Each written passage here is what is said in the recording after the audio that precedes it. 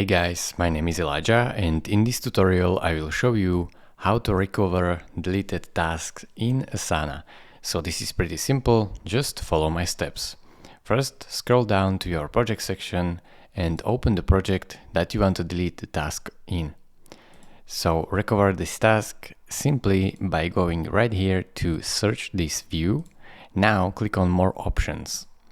Then click on go to advanced search. Now this window will pop up and you have the option to set the status to deleted.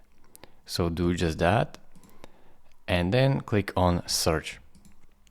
Now as you can see all your deleted tasks, and in order to recover it, just click on undelete right here and it will recover all of your tasks. Thank you for watching. If this video was helpful to you, consider subscribing and liking this video, and I will see you in the next tutorial. Bye bye.